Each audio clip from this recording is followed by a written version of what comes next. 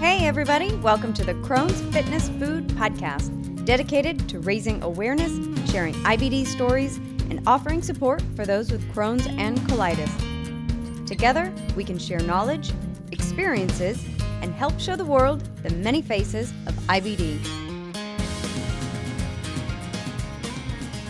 Well, hi everyone. Thank you for joining me today for another episode of the Crohn's Fitness Food Podcast.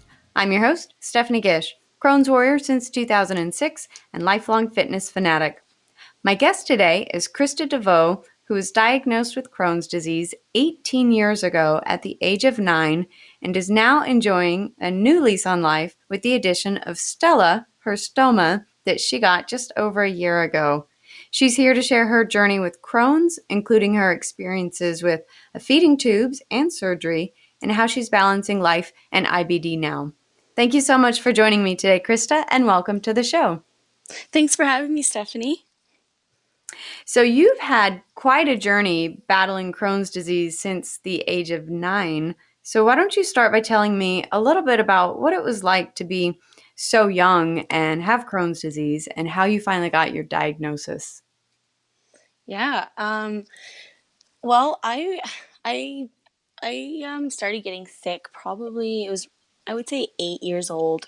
I was going to school and I would come back from school and I would nap all day, like all afternoon. I wouldn't go play with my friends, and I had a lot of abdominal pain and cramping, and I had lots of diarrhea, but I always I didn't really clue in that was that was something wrong, or I guess I was so young, but At 8 years old, how would you have any idea?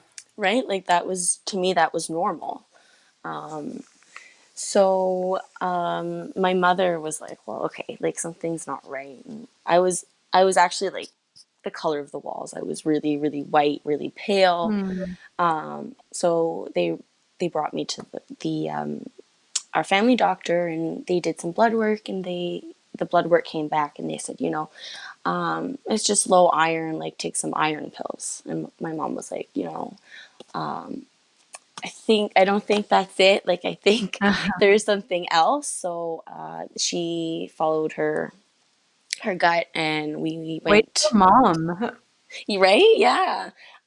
So we traveled 3 hours to the children's hospital, and it was almost immediate. When when they saw me, they're like, it's probably Crohn's disease. Like, we'll do all these tests to confirm. And sure enough, I went for scopes, and I all kinds of other things. Like, it's kind of a blur. But then they diagnosed me, and then I was on a feeding tube. So it was kind of I went there, and within a week, my life changed drastically. So I came out of the hospital a week later, I had a feeding tube, so it was, everything changed and within a week. Tell me what that was like as a child, what the experience of having a feeding tube was like, and maybe looking back and reflecting on it now, what kind of advice would you maybe give to parents who have a child with a feeding tube? Yeah, for sure. Well, thinking back, having a feeding tube as a child, I was really lucky because I had really good experience with that. I'm from a small town, so when, as soon as I came back, everyone pretty much knew, and everyone was pretty accepting of it. Especially at school, my friends were super protective. Nobody made fun of me or anything like that. My teachers were super accommodating. They kept a box of of popsicles and stuff in the cafeteria, because I couldn't eat any solid food at that point. So I was lucky to have lots of support. My friends, they wanted to have a feeding tube. They're like, "Can we just try? Just try it for a day." And I was like, "I don't think you want to try." Not sure how you're going to try that one. Right? But then, they even brought dolls to school when they put yarn where their nose was, to resemble a feeding tube, just to kind of make me feel like I wasn't alone, and so I had really good support. So really, I That's awesome. can't, yeah. But I know it's not like that for other people. I think I was just really lucky with that. Um, Mm-hmm. and I guess advice for that I would give to parents who have a child with a feeding tube is just to treat you normally. Like, just like, I never wanted special treatment. I wanted to just be just like my friends. I wanted to do the same things like them. I didn't want, people to feel bad for me. Mm-hmm. And that's still how it is today. Like, I don't like people to pity me. Like, that's not why I share. It's, just to normalize it and to raise awareness, really. Yeah, which is important. And you Yeah, for actually sure. had a feeding tube years later as an adult, is that correct? Yes, yes, I did. I actually had one last year. Mm-hmm. What was it like to have one as an adult, to be older and go through that again? Was it different or? It was actually. I didn't realize like how much it would bring back memories. Um, and I know I talked a lot about how it was positive, but also like how it made me feel. Like, I remember like when I first had it, like I didn't look in like any mirror because I didn't like the way it looked. Um, so it kind of brought back like kind of like negative memories, and it was something my doctor had talked about even years before I had it last year, before my surgery. And I was just hesitant because I was like, I can't do that. Like, I can't do that as an adult. Like, I was like, I don't know how I did it as a child, but I was like, I don't think I can do it now, and I don't think, I was worried about what people at work would think. And I was like, well, how am I supposed to teach a kindergarten class with a tube in my nose? I was like, my sister used to pull it out accidentally when she was Oh, young. And so, and mhm. I was like, that's one child. So I can't imagine being Surrounded. surrounded all the time and having no personal space. So I said, no, I don't want it. But right before my surgery, I was hospitalized for about 10 days, and they were like, I think this is the best option. And I went ahead with it because it was only for a couple of weeks. Hmm.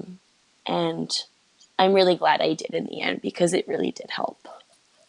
And what was the driving factor of getting the feeding tube? It sounds like your Crohn's, you've had a lot of ups and downs, it sounds like. I know in some of your posts you've mentioned that you've tried every medication under the sun. So Yeah. tell me a little bit about kind of that Crohn's journey of after your diagnosis and then through the years leading up to, I guess, the feeding tube and then your surgery, because your life is completely different now from what Hmm. it seems. So tell me a little bit more about that journey and the process of getting here. Yeah, for sure. So like I said, I was diagnosed really young. I had my feeding tube from like age 9 to I I was in like 8th grade, I think, when I stopped my tube feeds. So about 4 years. Could you have Um, any solid food during that time? I did. So I went periods of time, like especially when I was flaring, or where I would go periods of time, like 8 weeks, Hmm. just liquid diet, and then after I could reintroduce foods into my diet and stuff like that. So I did those for 4 years, and by the end, like when I was in 8th grade, 7th grade, and 8th grade, my mom would take my feeding tube out in the morning before I went to school because I only needed night feeds back then. So then I could kind of hide all of that and kind of just leave that behind. So when I went to school, I could just be like my friends, and a lot of my friends, like my close friends, knew, but not everybody. It wasn't, I didn't want that kind of attention. Yeah. And that's when I started. In 8th grade, I started.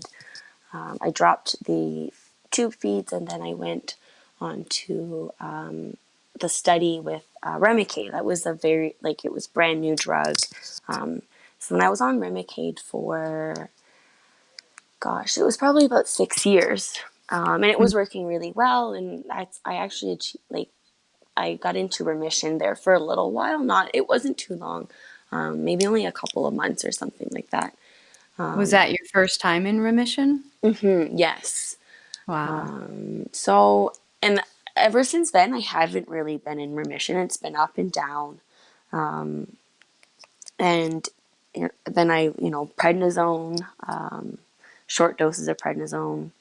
And in the 12th grade, I remember my doctor had called me and he said, "You need to come see me right away." So I went to see him and he said, "We need to, you need to have surgery for for my first bowel resection."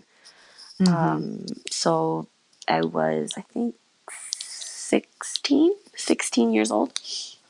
And so that surgery went really, really well. I felt really good after. Like, the recovery was like so fast. I don't know if it was because I was so young. I was out of the hospital back home, I think, within 3 days. Wow. So it was really fast. And a couple months later, I went on a grad trip to Europe, and like that was a lot of walking, and like I was fine. And then I went into university, and I was able to live pretty normal. Like, I was still getting my Remicade treatments. And then, I was being seen by my doctor and changing meds after a while. Remicade stopped working. I tried Humira in high doses. I think I was injecting 2 pens a week, and it wasn't doing anything. I tried, Stellaire and all those biologics. And Yeah. All of you them. know, yeah, all of them. And that was back in Nova Scotia. So then once I finished my Bachelor of Arts degree, I was like, my husband wanted to move to Alberta, Canada. So we said, okay, like, let's go. So we moved out here, and I went into my education degree. And I don't know if it's from the stress of moving, the stress of being in a whole new, like, province in a whole new city without my family. Like, it was a super stressful time, but then all of a sudden my symptoms, like, were coming back, like, full force. Like, I had never really been that sick. Like, I didn't ever really consider myself to be sick until, I guess, the last like 5-6 years, because I was experiencing a lot of like abdominal pain, bloating. Well, like, the year that I was finishing my degree. And so after that, my surgeon was like, you need to have surgery. You have like a partial bowel obstruction. And I said, okay, like, just let me finish my schooling. Let me walk across the stage, and then we can go right into it. Like, I need to finish this. This is like, to me, it was super important that I finish my schooling, and then I could focus on my health. I don't know if that was like Yeah. the best decision, but that's what I decided to do. Because I'm stubborn Yeah. like that. So I've noticed a lot of us with IBD have very stubborn tendencies, and we yeah, kind of, it's a lot of mind over matter sometimes of, let me just get through this hurdle and then I'll and worry then about Crohn's. yeah, yeah, And then the totally, floodgates open. yeah, it's totally it. And so after that, I had my surgery, and it was a long recovery. It was really rough. Was it I another resection or was that Yeah, the stoma? it was another resection. So that was about 4 years ago, 4 or 5 years ago. And yeah, the recovery was really hard. I had an infection, and then I had pneumonia, and it was just forever. Like, and even when I came home, like, I didn't feel right. Like I knew this wasn't it. Like I was like, no, this is not going to be the last. Like I feel it. Like I not feeling how I think I should be feeling. But then, It's I night ignored and those day from the feelings. first resection. Yeah. So it was like, yeah, it was like black and white. Like it was just completely, yeah, it was complete opposite Mhm. experiences. And, and a couple months later, I accepted my first teaching position. I was like, yeah, I can do it, and I, And teaching kindergartners, right? yeah, yeah. So, I mean, it was busy and it was a lot of stress. And then I actually ended up accepting a full-time position. And then a couple months into that, I was actually in the hospital. I was like 95 pounds. I could barely stand. Like I could barely walk up the stairs. I could barely take a shower. Like, and that was to the point where I was like, okay, think I think I need some medical attention. And it took to that point Wow. um, to to convince myself like I'm not okay. Had you just kind of mentally been telling yourself, like, I can get through this. This is nothing. I can get through this. And had you Yeah, just kind of been denying, so to speak? yeah, I think that's really what it was. I'm like I said, I'm stubborn, and I don't think I really realized how sick I was until I look back and I'm like, those like seeing pictures. I was like very, very tiny, and it was quite scary. Yeah, So and what then happened at after that point? that point, I was hospitalized for a bit. I had to take um, a medical leave from work. My doctor was like, listen, you need to reduce your hours at work or else you're going to be back in this hospital bed. So I was like, okay, I called my boss and I said, I need to only work mornings or only work afternoons. Like I need to, like it kind of, to give me a balance, right? Um, Mhm. so I did that, and my boss was super supportive. She said that's what I was going to suggest for you, but I'm glad I came to that decision on my own with Mhm. the help of my doctor. And I mean, and then the next 2, 3, 4 years, it was it was just a battle to even just get out of the house and leave my house without having an accident. It I lived like that for 2, 3, 4 years, and after that, like last year, it was before our wedding, and we went into my GI's office, and I said like I can't do this anymore. I need like surgery. I don't know, like we need to try something else because And this. had you guys ever talked about having an ostomy or anything before that point? Had that ever been part of the conversation or an option? Was it even in your head? It was in my head. It Mhm. was in my head for. I've had that conversation probably like 2 years prior to my surgery. Um, I do have a lot of friends who are like in the medical field, so it's something I've talked to my friends about. And it was actually one of my childhood friends who talked to me about it one time.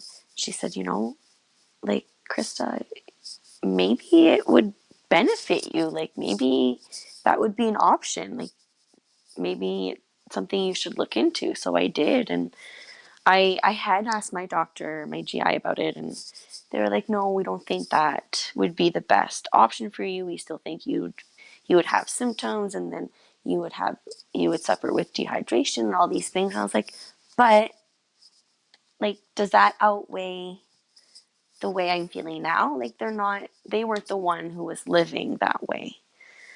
And when it came to that point, I said, like, I'm living like a 85-year-old woman, and that's not okay.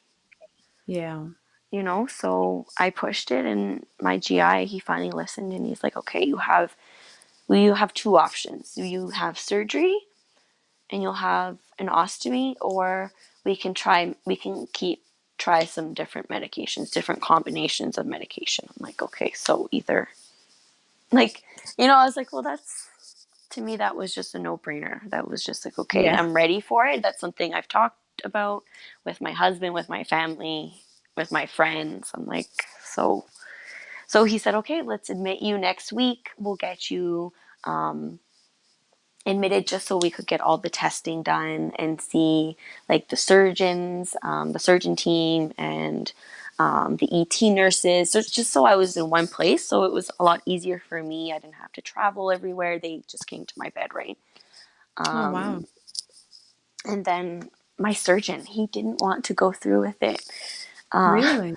yeah, my GI was away on vacation when this was happening, and the surgeon like had to call my GI and was like, "Are you sure? Like this is what we're going to do?" And he said, "If that's what she wants to do, we're going to do it." Wow. So That's kind of surprising in a way to hear that you had so much pushback from the medical community when, yeah, I mean, I'm just picturing how, I mean, I've had my miserable times with Crohn's, but it sounds like that was kind of every day for you. And it's like hmm kind of hard to believe that they were questioning it even at the moment of surgery. right. So and I'm just glad that I just kept advocating and I just kept Yeah. pushing for what I wanted. And so they went ahead with it. And I think it was like 2 weeks after I went, I had a week home before surgery, and that's when I had like my feeding tube and all of that. Um, Hmm.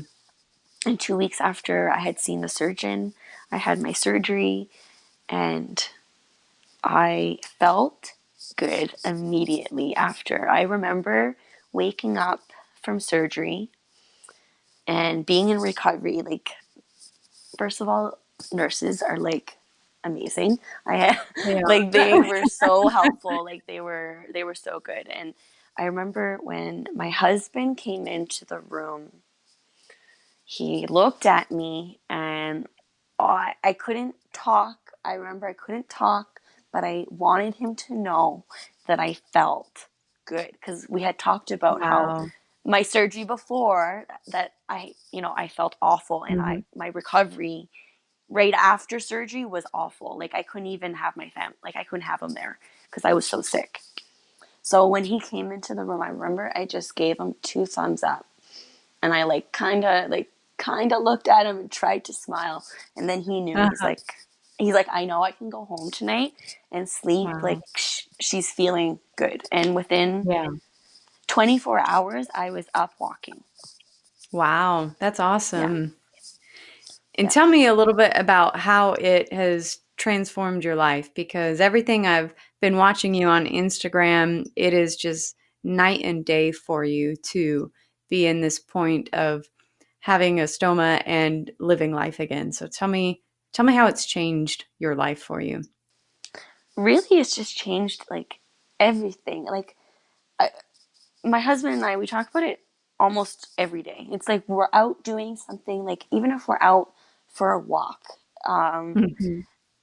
he's like, like we couldn't do this before. And like, he's like, or we'll go on a road trip and he'd be like, by now, like we've been driving for an hour. He's like, we would have had to stop like three, four, five times.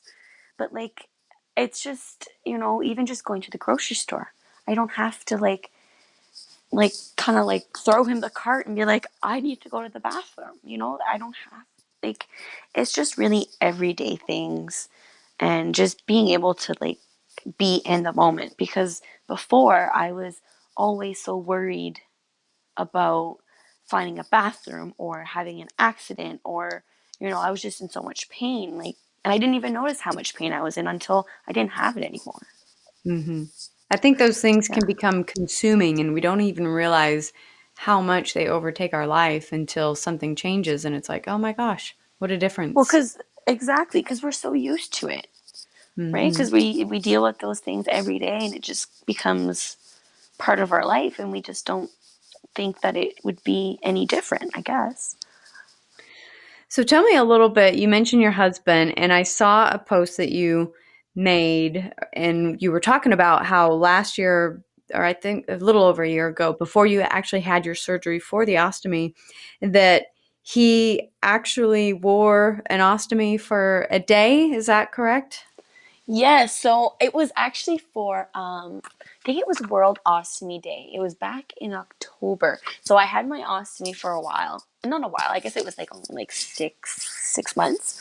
And I had this crazy idea. I was like, Jason, I was like, you don't have to. I was like, if you would be willing, I said, would Uh-huh. you wear like a bag for a day? Like just to see like what it's like. And he's like, well, of course. It's like, yeah, of course I'll do that.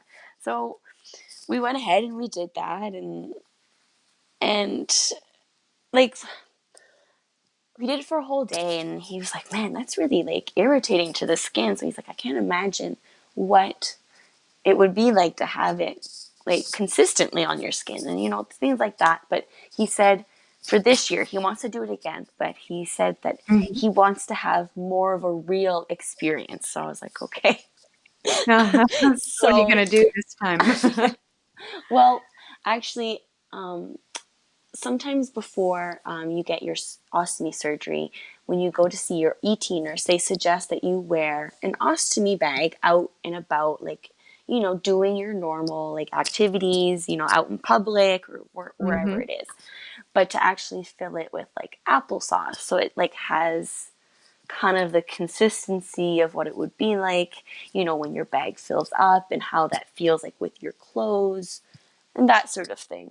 So he didn't do any of that. So he was like, I think maybe to try, to like, a little bit more realistic instead of just having it Yeah. there. And I didn't really position it in the right spot because I was like, well, I don't want to like hurt, because of like, because men, they have, body hair, Oh, right? Like, yeah. so Be I never, I waxing like, them when you well, when you take it off. and that's something I didn't even really take into consideration before. I was like, oh well, men probably have to shave around their stoma. But Yeah. anyway, so yeah, I think it really kind of opened his eyes to, just having something there. And yeah. That's pretty awesome. And you guys have been together a long time, so he's been through a lot with you. It sounds like 8 years together and a year of marriage. So tell me, what are some of the lessons you've learned over the years? Because he's been through thick and thin with you. How have you learned to communicate about Crohn's disease with him? And tell me a little bit about what some of the support that he's given you over the years that's been most valuable to you. Yeah, for sure. Um, well, really, it like on our first date, I didn't have any intentions on telling Jason about my Crohn's disease because, like I said back then, like when I first met him, I wasn't having all these crazy symptoms. Like they were manageable. Like I could hide them quite easily. Like it didn't affect my day to day life or anything like that. Um, but we just had a good connection, and we just spent the whole night talking for hours, and it kind of just came up. And it wasn't forced, and that since day one it was something we talked about. And from there it was just, we're not perfect. We sometimes lack communication in different areas. Mhm. But with managing my disease, he's really good at kind of reading what I need or what I want, and he knows how I work. So whereas I don't have to like always explain to him, I don't feel well, I need this, I need that. He kind of just knows. Mhm. That's And awesome. yeah, I guess, and we always just communicate like what we need, or and he's so supportive. Like he's so kind, and he's so patient, and he always wants to help. Like he knows that I like to have a really clean, like I like to everything to be organized, and I like things to be tidy. So he knows if I'm stressed out with, and I'm too tired to do those things, he'll get up early in the morning to do those things for me, and just helping out in those things. And I think being having a chronic illness, sometimes you don't have enough spoons for those things. Yeah. And and just having somebody recognize that sometimes you just don't have the energy to do it, and that they pick up that slack. I think That's that's awesome. important. Yeah. Really awesome. So let's switch gears for just a little bit and tell me, I love talking about food. It's one of the things I love to talk about, even though I don't eat a wide variety. But Right. what's it like having, kind of tell me a little bit how things have maybe changed over the years, if there were certain foods that you found that were safe foods for you to eat, if there were different things you tried that worked or didn't work, and then how about now? Is there anything you have to watch that you eat now? Yeah, for sure. Over like when I was first diagnosed, I I didn't have much problems with a lot of foods. Like, it was things like raw carrots and apples with the peel. Those things would bother me, like would cause like severe bloating, and like it was awful. So I would stay away from those foods completely. But cooked, really cooked vegetables was fine, and mostly I could eat pretty much what I wanted. It Hmm. was just after my second bowel resection where I felt so restricted because I was going to the bathroom about 20, 25 times a day. So, like, I was eating just anything that I could stomach, really, because I was so nauseous all the time. So I would stick to like white bread, crackers, soup, rice, Hmm. all those. I would make smoothies to go to work, things like that. Um, but it was hard to even stomach anything, and everything caused pain, everything. It didn't matter. So I just felt like sometimes it was just easier not to eat, because then I wouldn't have to go to the bathroom as much, and then I wouldn't be in so much pain. Hmm. But then after my surgery, it was like I could enjoy so much food again.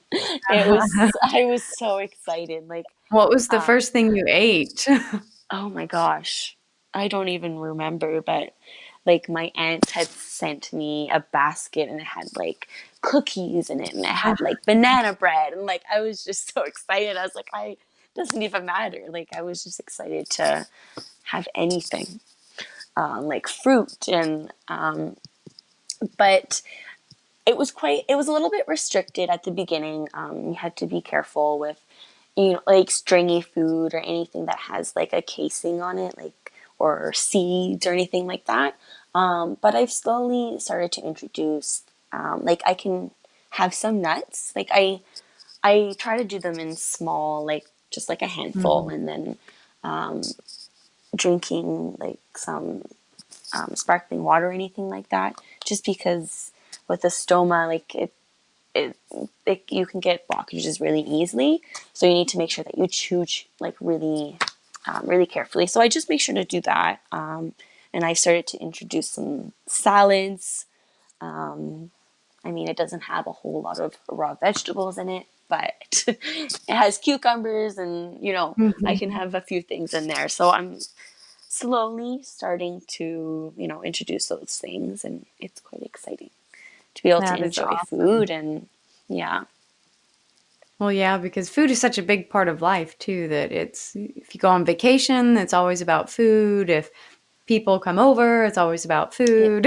So, it's like it's a social thing, right? Or like to catch up and reconnect with people. So, and especially when I go back home, it's my whole family gets together, and we do lobster boils and all those things. So it's like now I can enjoy without having to worry. Yeah. that's awesome. And do you still take medications even after the surgery? I do. So I'm still on a very high dose of medication. So I'm actually on a dual biologic treatment approach. So I am on Stelara and Entyvio, and I Mm-hmm. take those every 4 weeks. Okay. And And it sounds like, go ahead.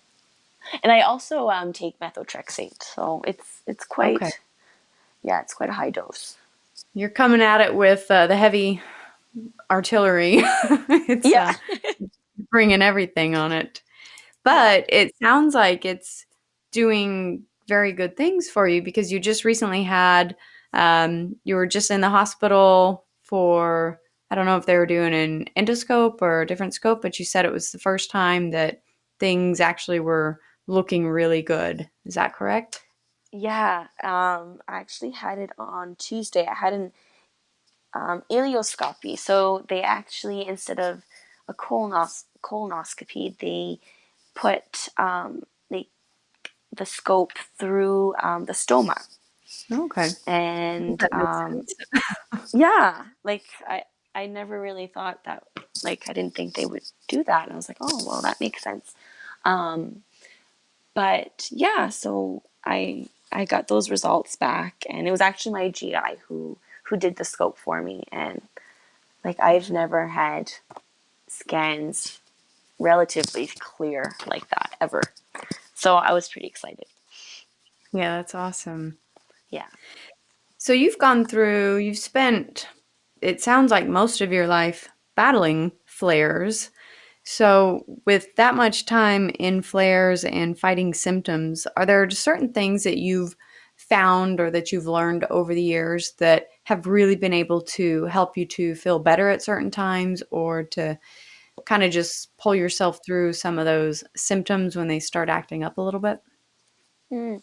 Yeah, really is to kind of just step back and to slow down. And I'm slowly getting better at doing that, to recognize, that I'm tired, and that to try to listen to my body and what it needs, and not to feel guilty about taking a sick day at work. I'm Mhm. lucky that I have that option at work. That I can take sick days. Some people don't have it, so I'm trying to listen to my body more, and if I need the rest, if I feel like I can't go to work today, and that's okay. Mhm. So really just to take a step back is really the best, and just I rest a lot. Which you probably, I would imagine you probably have to rest every day you come home from work, that you are chasing kindergartners around Yeah. all Yeah, day. they tire me out. How do you balance kind of being able to balance such a stressful job that I'm sure you love and enjoy, but it is stressful and exhausting? How else do you kind of balance that? It is. And do you have any tips for teachers?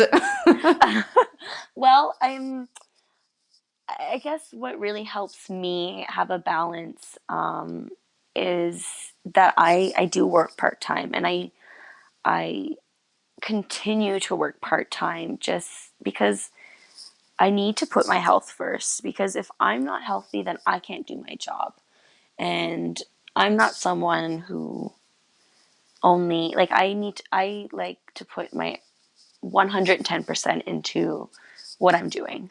So if I can't do that, then I don't want to do it. I want to do it. I want to do it right. Um, so I spend my morning, I go into work, and I do stay a couple hours after work, but it allows me to, I can leave work at 1 o'clock, and that's me staying a couple hours to, do lesson plans, meet with parents, phone parents, meetings with my admin team, or, so it gives me that flexibility. And I think also being open with my coworkers, and just so I have their support, so I know. So, if I have a day, if I need to call in sick or I need to leave early, like they're super accommodating, and someone will cover my class. So it's really, I think, being open about it too. Was it hard to be open about it with them, or was that something that you always kind of naturally just ended up talking about and was open from the beginning? Well, my first teaching position, um, I was quite open about it because I was experiencing like incontinence a lot. So I needed to let my admin team know that, if I might need them to cover my class, those sorts of things. So Hmm. I kind of had to be upfront about it right away. But I was lucky that they were super supportive, and then I switched schools after my surgery. So the year that I just finished was at a new school with whole new like work team and all that. So I did decide to tell my boss, but it's not. But I I didn't go for an interview. I was just placed there, so it was like my job to begin with. So it wasn't like I went into an interview and said, "Hey, I have an ostomy. I have Crohn's." I only kind Hmm. of told her right before the school year started, just as a heads up, because when I was hired, I was actually still recovering from surgery. I was not back to work. So when I met with her, I was actually still not back at work. But I didn't tell her then. Like I only waited till the very beginning of the year. So I just said, as a heads up, I was like, I'm feeling really great. But if I have an ostomy, like if for some reason I have a leak in class, I will need some assistance. That was just kind of why I was letting her know. Um, but super supportive. And I've told a couple of my coworkers that are in the same hallway as me. So, if I do need somebody to cover my class or, something happens, that I have that support. It's pretty awesome that you've had such great support. It sounds like your entire life, from even just being a kid and then all the different jobs and positions and the places you've been. You've really been lucky to have such an incredible support system with you, it sounds like, along the way. Yeah, for sure. Like I'm super grateful for that because, that really makes a huge difference. In your recovery and all of that and your outlook on life too, with a chronic illness. It's important to have, supportive people to lift you up when you need them. It does. So, speaking of support, our IBD community is absolutely amazing and incredibly supportive. So, tell me a little bit how you've been, kind of what compelled you, because you are an active voice out there and you're advocating and you're giving that support just as much as you've received it throughout your whole life. So tell me what compelled you to start sharing your story and to be an advocate for IBD. Um, Really, it was back when I was quite sick. So it was before my ostomy surgery. I think a couple years before that, I had started just kind of sharing and just blogging a little bit. I was writing and sharing with my friends on Facebook, just kind of reality, like what was my day to day like and struggles that I was having. And I received like so many positive messages and feedback, and I've had like so many messages in my inbox saying, like I didn't even know like you had Crohn's. Like I didn't know, thank you for Hmm. sharing. Like I know so and so who has Crohn's. So I connected with a lot of people, and that got me thinking like, well, maybe I should just like do start an Instagram account, just sharing that. So if people are interested, they can follow, like just to kind of show them. Because I was tired of having to explain to everybody like this is what I'm dealing with, and I was like, okay, I'm just gonna share it on here. If they want to follow, that's great. If not, like I'm not.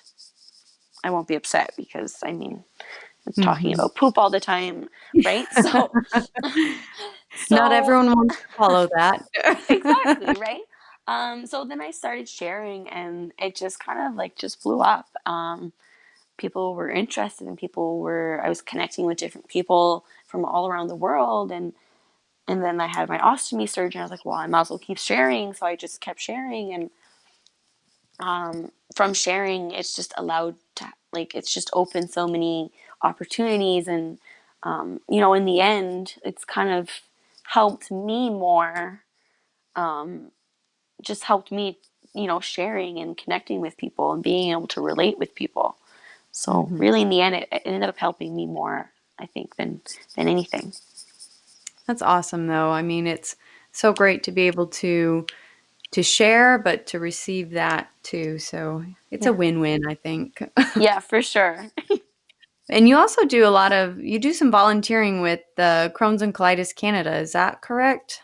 Yes, I've done a little bit. I've done, like, in the past, I've done, like, I volunteered for, like, the gutsy walks. Mhm. And also they used to do, like, barbecues and stuff. So I used to do that in my hometown.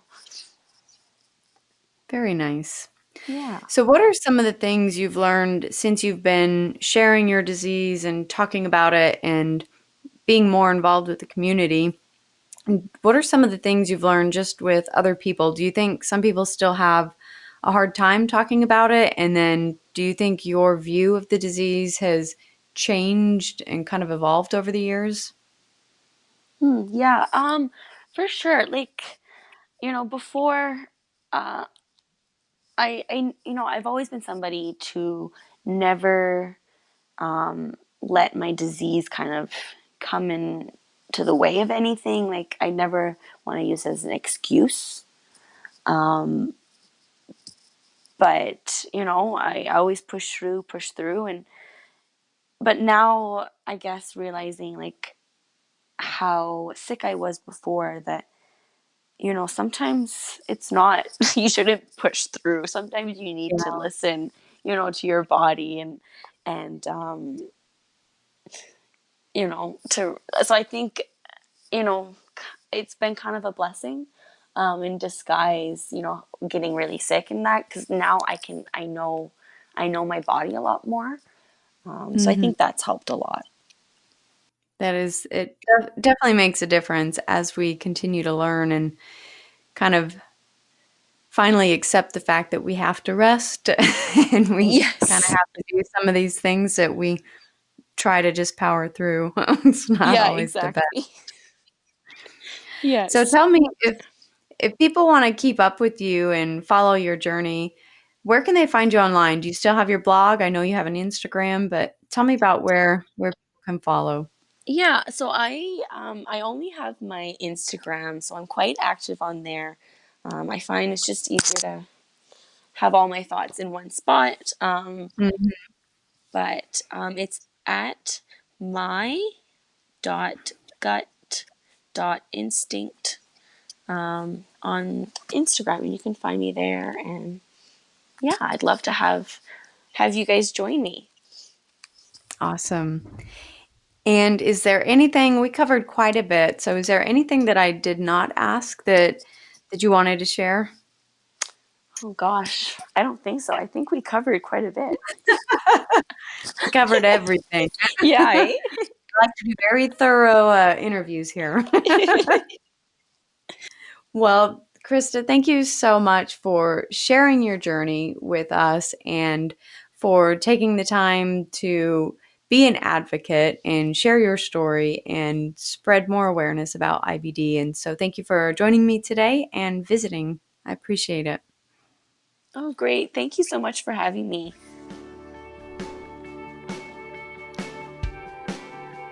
Thank you for listening to the Crohn's Fitness Food Podcast. I hope you enjoyed this episode.